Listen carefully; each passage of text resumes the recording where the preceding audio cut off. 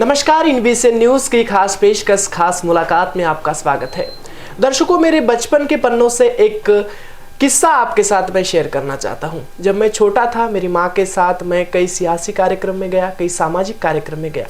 उस वक्त एक व्यक्ति रहता था जो कि सफेद लिबास में मंच पर भाषण करता था और उसका काफी सम्मान वहां किया जाता था। उस समय मैंने अपनी माँ से सवाल पूछा कि आखिर इनका इतना सम्मान क्यों किया जा रहा है, सिर्फ इन्होंने सफेद लिबास पहना इसलिए। उस वक्त मेरी माँ ने जवाब दिया कि ये सफेद लिबास पहना व्यक्ति, इसके सफेद लिबास की इतनी रिस्पेक्ट नहीं है, तो इसके पीछे इतने लोगों ने उसे चुन कर दिया है और वो जनप्रतिनिधि है, इसलिए उसका इतना जो है सम्मान किया जा रहा है। तो दर्शकों, इससे कोरिलेटेड करने का एक प्रयत्न किया है मैंने। लोकसभा चुनाव आ रहे हैं, भारत की जो है केंद्र सरकार चुनने का समय और केंद्र सरकार की कुर्सी जो है अपने पसंदीदा पार्टी को जो है आमंत्रित कर रही है और उसकी राह देख रही है। हालांकि डॉक्टर बाबा साहब आम्बेडकर ने बोला है कि लोकतंत्र का राजा जो है रानी के पेट से नहीं तो मतों की पेटी से आता है।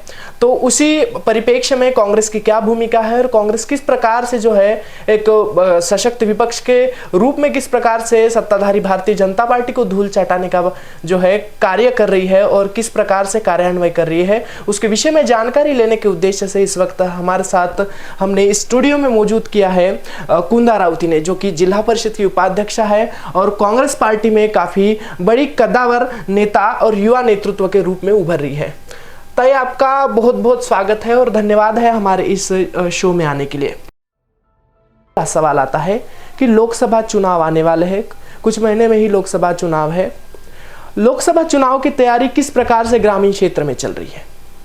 ग्रामीण क्षेत्र रामटेक लोकसभा की कांग्रेस पार्टी की तरफ से अच्छी तैयारी है, अच्छा वातावरण है और कांग्रेस की सीट ही इस बार लोकसभा में जाएगी, ये हमारा सबका विश्वास है। तो देखा जाए तो चर्चा ये भी आ रही है कि राष्ट्रवादी कांग्रेस पार्टी भी यहाँ से दावा कर सकती है, समीकरण ऐसा बन रहा है। यदि राष्ट्रवादी की भी सीट यहाँ से रहती है तो कांग्रेस की क्या भूमिका रहेगी और किस प्रकार का प्रभाव पड़ेगा, क्या लग रहा है आपको? देखिए, महाविकास आघाड़ी को किसी को भी सीट जाए, चाहे राष्ट्रवादी जाए, शिवसेना जाए या कांग्रेस को जाए, हम लोग कांग्रेस वाले तो हम ईमान इकबाल हमारे पार्टी का, हमारे महाविकास आघाड़ी का काम करेंगे।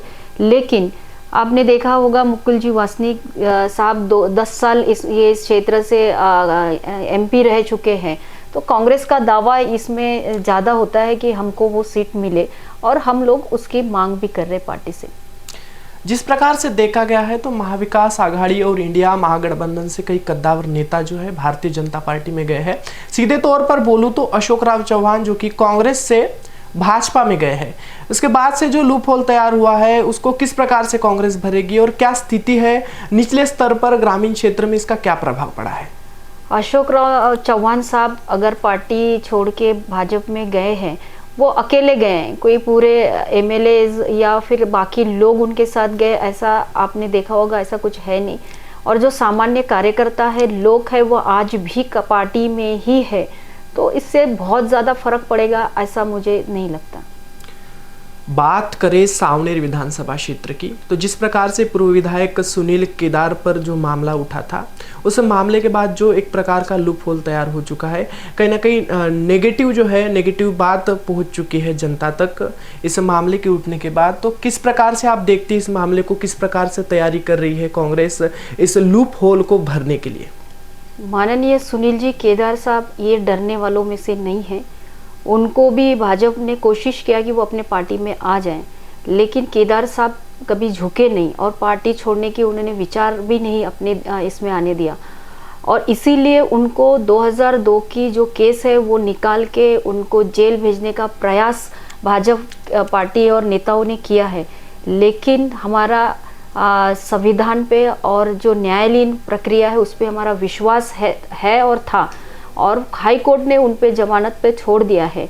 कोई नेगेटिव फैलाने की कोशिश करेंगे भी, लेकिन सुनील केदार साहब लोक नेता हैं, लोगों से डायरेक्ट उनका कनेक्शन है और पार्टी का ईमान इकबाल काम करने वाला एकमेव नेता पूरे विदर्भ में और नागपुर जिले में देखा होगा।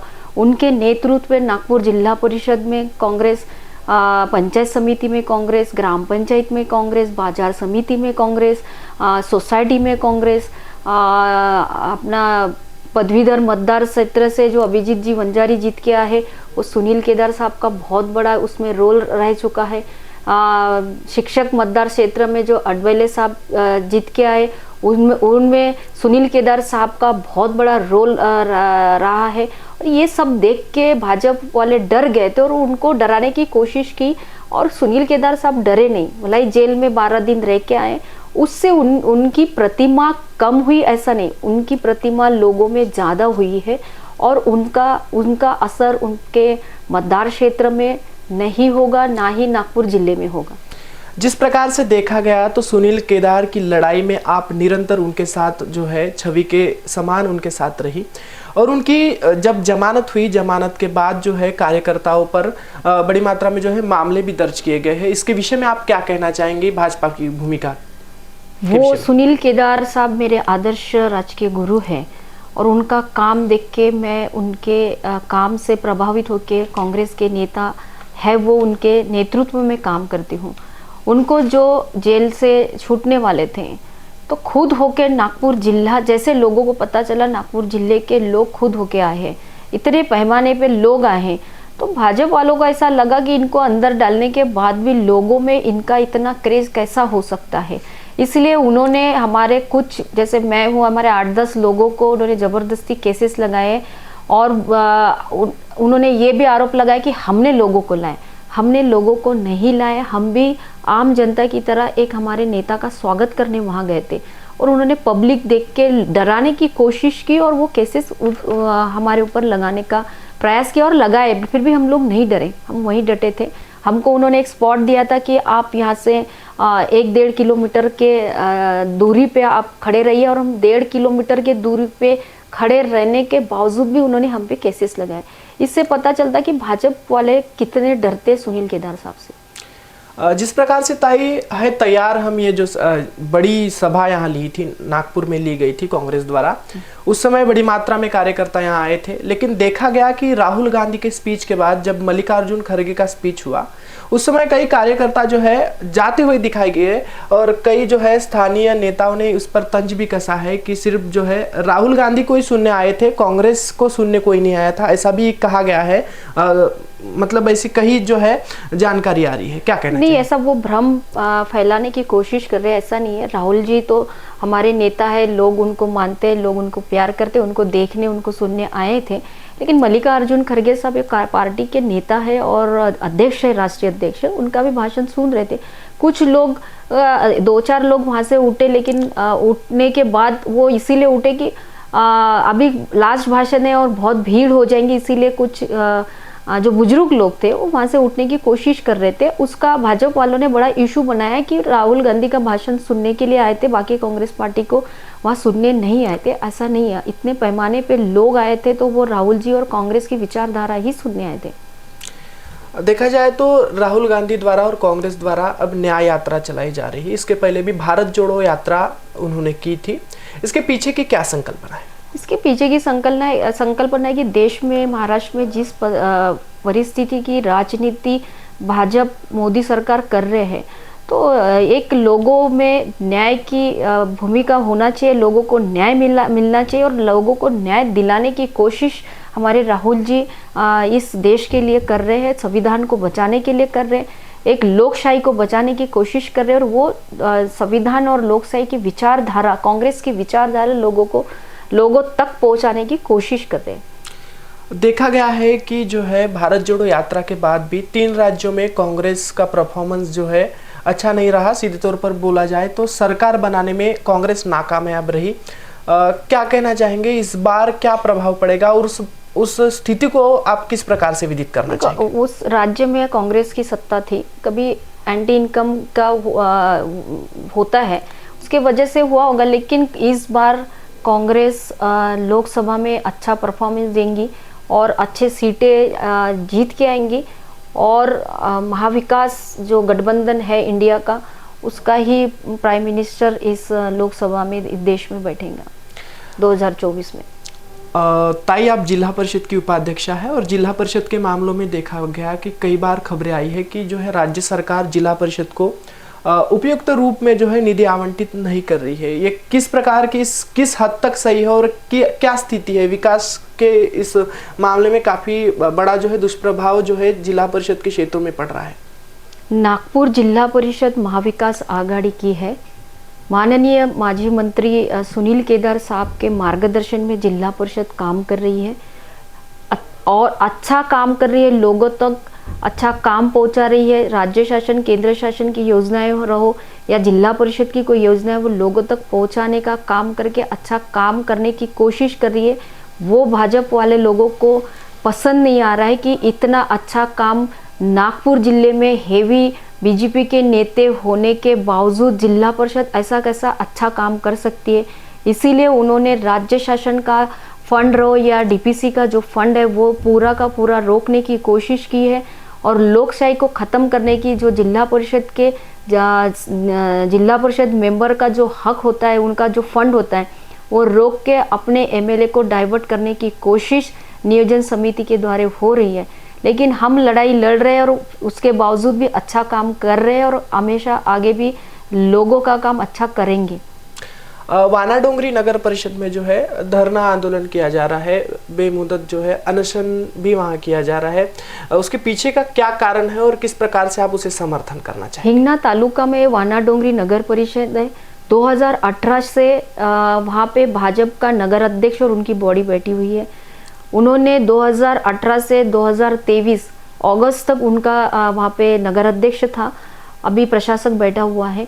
इतना भ्रष्टाचार किया हुआ है। वहाँ के लोगों ने एक संघर्ष, वानाडोंगरी संघर्ष समिति के लोगों ने बार बार उनको निवेदन किया है वहाँ के सीओ को कि ये चीज़ों में भ्रष्टाचार हुआ, उसकी आपने इंक्वायरी करना चाहिए। पिछले 2 साल से उन लोग सतत वहाँ पे इस इंक्वायरी की प्रयास कर रहे हैं, मांग कर रहे हैं, लेकिन सीओ ये भाजपा के वहाँ के आमदार और भाजपा की सरकार के दबाव में रह के वो भ्रष्टाचार दबाने की कोशिश कर रहे।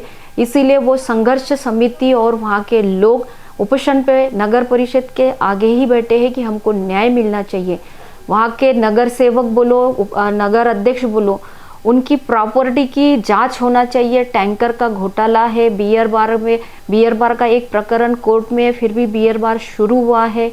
वहाँ पे 18,000 के ऊपर बोगस मतदान है। वो बोगस मतदान वर्धे से लाए हुए हैं। उसके ऊपर उन लोग वहाँ जीत हासिल करके लोगों को गुमराह करने की कोशिश कर रहे हैं। इसीलिए वानाडोंगरी संघर्ष समिति की तरफ से वहाँ उपोषण पे बैठे हुए।